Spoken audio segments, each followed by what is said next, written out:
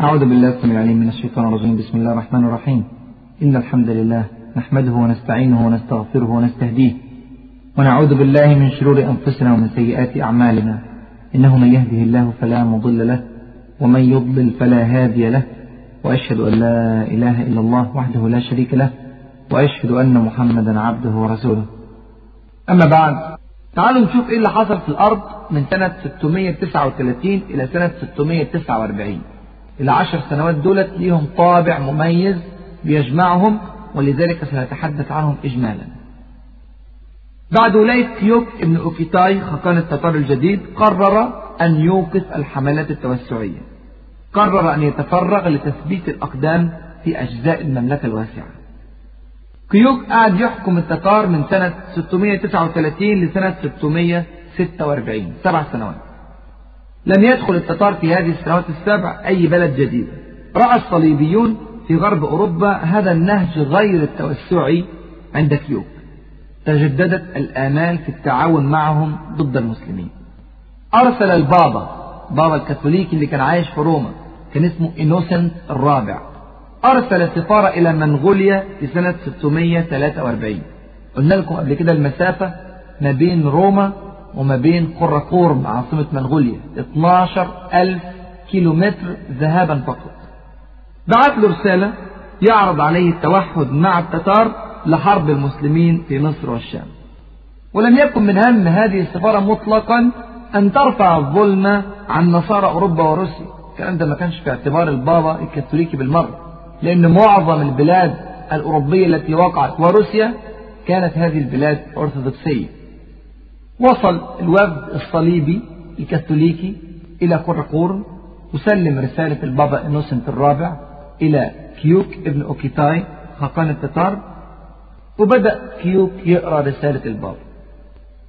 وجد كيوك أن البابا بالإضافة إلى طلبه توحيد العمل العسكري ضد المسلمين فهو يدعوه إلى، وخلي بالك، إلى اعتناق النصرانية.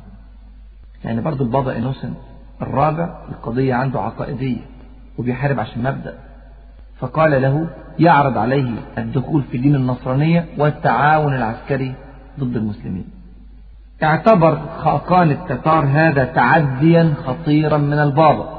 كيف يطلب من خاقان التتار أعظم دولة في الأرض في ذلك الزمن أن يغير من ديانته، مع أن الديانة النصرانية بدأت تتغلغل في البلاط المغولي؟ لكن هذا تعدي كبير جدا جدا على خاقان التتار. فرجع السفارة الصليبية، رفضها إلا بشرط واحد، أن يجتمع أمراء الغرب الأوروبي جميعا، إنجلترا وفرنسا وألمانيا وإيطاليا وغيرها، ليأتوا إلى منغوليا لتقديم فروض الولاء والطاعة للخاقان التتري، وبعد كده نتعاون ونتفاهم. وطبعا رفض ملوك أوروبا هذا الطرح، وبذلك فشلت السفارة الأوروبية الأولى. البابا الكاثوليكي إنوسنت الرابع ما يأس، أخذ يبحث في قواد الجيش التتري في مناطق العالم المختلفة على من عنده رغبة وحمية في غزو العالم الإسلامي. وجد ضالته في قائد المنطقة الغربية من دولة التتار، اللي هو كان متمركز في ذلك الوقت في منطقة أذربيجان وفارس. هذا القائد كان اسمه بيجو، وطبعا ده من أشهر القواد التتريين أيضا. في سنة 645 وبعد السفارة الأولى بسنتين، البابا إنوسنت الرابع أرسل رسالة جديدة إلى بيجو في فارس. بيجو هذا كان عنده حب شديد للعدوان والهجوم، وكان نفسه يتوسع في أراضي المسلمين. السفارة لقت ترحيبا كبيرا جدا من بيجو، وتوقع بيجو أن هجوم الصليبيين على الشام ومصر سوف يشغل المسلمين في هذه المناطق عن الدفاع عن الخلافة العباسية، وبذلك يستطيع بيجو أن يتقدم في داخل أراضي العراق. لكن طبعا بيجو ما كانش عنده الصلاحيات الكافية لإجراء المعاهدات والمفاوضات مع إنوسنت الرابع أو غيره، فاتصل بكيوك، وكيوك كان لسه على رأيه في عدم التوسع ومصر على قدوم ملوك أوروبا إلى قراقورم لتقديم فروض الولاء والطاعة، ففشلت أيضا هذه السفارة الثانية. في الوقت ده لويس التاسع ملك فرنسا كان بيجهز للحملة الصليبية المشهورة على مصر، اللي هي معروفة بالحملة الصليبية السابعة. وكان لويس التاسع يتمركز في جزيرة قبرص لتجميع الجيوش الفرنسية وغيرها لغزو العالم الإسلامي. سنة 646 من الهجرة، يعني بعد سنة من السفارة الصليبية إلى بيجو، فكر لويس التاسع في أن الأمل لم ينقطع بعد في التعاون مع التتار، فأرسل سفارة صليبية ثالثة من قبرص إلى منغوليا لكيوك لمحاولة التعاون من جديد، وزود هذه السفارة بالهدايا الثمينة وغيرها. لكن سبحان الله، وصلت هذه السفارة إلى قرى قورن العاصمة التتارية، وجدت أن كيوك قد مات سنة 646. من الذي تولى بعد كيوك؟ أولاد كيوك الثلاثة كانوا صغيرين جدا جدا، لا يصلحون للحكم في هذه السن الصغيرة، فتولت أرملة كيوك اللي هي أم الثلاثة، كانت تدعى أغول قميش، تولت الوصاية عليهم، وبالتالي تولت حكم التتار من سنة 646 لسنة 649، 3 سنوات.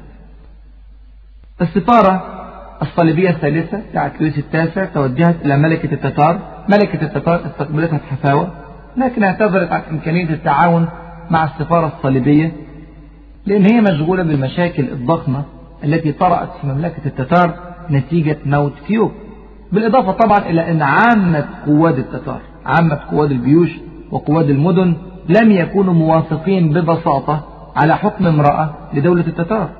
دولة التتار يا إخواني وأخواتي دولة تعتمد في الأساس على البطش والإجرام والقوة.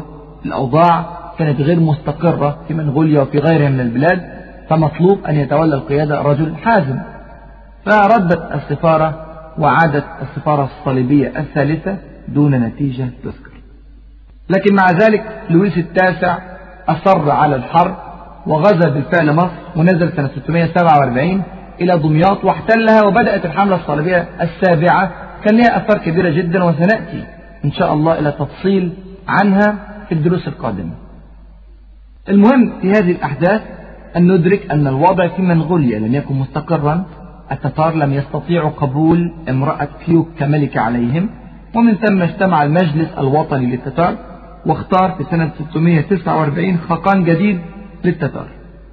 الخاقان ده كان اسمه مينكو خان، وده كان اختيار أدى إلى تحول كبير جدا في سياسة التتار وبداية تغيير جذري في المناطق المحيطة بالتتار.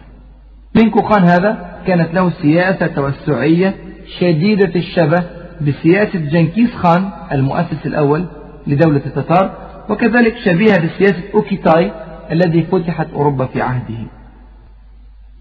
لذلك مينكو خان أول ما استلم الحكم أول شيء فكر فيه إسقاط الخلافة العباسية واجتياح الشام ومصر وإفريقيا، وعنده أحلام توسعية في كل مكان على الأرض. للأسف الشديد يا إخواني وأخواتي، أمراء المسلمين والشعوب المسلمة في ذلك الوقت لم تكن أبدا على مستوى الحدث الكبير، حدث تولية مينكو خان وبداية الأحلام التوسعية في الأراضي المسلمة. الناس بقالها 10 سنين قاعدة بدون قتال. تعرفين من سنة 639 لسنة 649 توقفت الفتوحات التتارية، فترة حكم كيوك ثم أغول قميش. الغريب جدا في هذه الفترة أن الحكام والشعوب بل والعلماء، تخيلوا، كانوا قد نسوا تماما أن النصف الشرقي من الأمة الإسلامية يقع تحت الاحتلال التتري.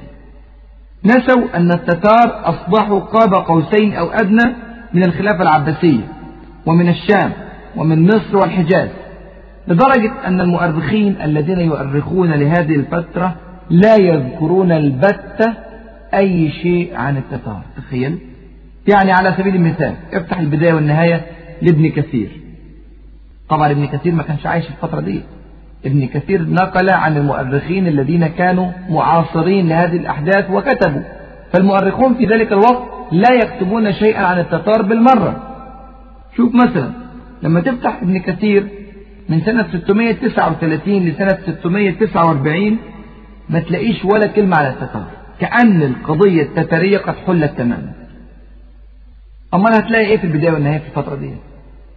هتلاقي ابن كثير رحمه الله بيوصف حياة طبيعية جدا جدا في العراق والشام ومصر، يعني أمور في منتهى البساطة. يعني الخليفة يعالج بعض المشاكل الاقتصادية، يتصدق على بعض الفقراء، قد يحدث وباء فيعالج، يحدث غلاء فيشق ذلك على الناس، فيجي الخليفة يمنح بعض الأموال لمقاومة الغلاء، يفتح مدرسة، واحد يفتح دار ضيافة، واحد يفتح دار للطب. من أحوال هذه السنوات أن مات فلان من الأدباء، مات فلان من الشعراء، مات فلان من الوزراء.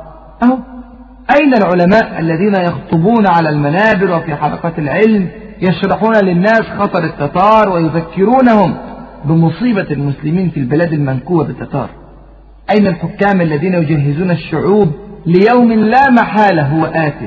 لم يكن هذا مشتهرا في ذلك الوقت، ولذلك اختفى ذكره من كتب التاريخ. وهكذا يا إخواني يا أخواتي، أحداث الزمان كانت تشير جميعا إلى أن هناك اجتياحا تتريا جديدا سوف يحدث قريبا جدا، وذلك على غرار الاجتياح التتري الأول الذي حدث في زمان جنكيز خان، أو الاجتياح التتري الثاني الذي حدث في زمان أوكيتاي، ولعله يكون أشد وأنكى، لأنه سبحان الله كلما ازداد خنوع المسلمين كلما ازداد طمع التتار وغيرهم فيهم، وكلما فرط المسلمون في شيء طمع أعداء الأمة في هذا الشيء وطمعوا في الشيء الذي يليه. وهذه سنة ثابتة لأهل الباطل، وراجعوا التاريخ وراجعوا الواقع. تعالوا نشوف منكو خان عمل ايه. منذ تولى منكو خان زعامة دولة التتار وهو يفكر في إسقاط الخلافة العباسية. منكو خان كان قائدا قويا حازما، لكن ساعدوا بصورة أكبر على التملك وعلى الحكم وجود 3 من الإخوة له على قدر كبير جدا جدا من القوة والقدرة على القيادة. أحد إخواته كان اسمه أريق بوقا، ده قعد معاه في قراقورم يساعده في إدارة المملكة الواسعة من المركز. الأخ الثاني مشهور جدا اسمه كوبيلاي، هذا الأخ أوكلت إليه إدارة المنطقة الشرقية من الدولة التترية، يعني منطقة الصين وما حولها من أقطار. الأخ الثالث هذا الذي كان يدير منطقة فارس وما حولها، يعني واقف في مواجهة الخلافة العباسية الإسلامية في ذلك الوقت. هذا الأخ هو هولاكو، وطبعا كلنا نسمع عن اسم هولاكو.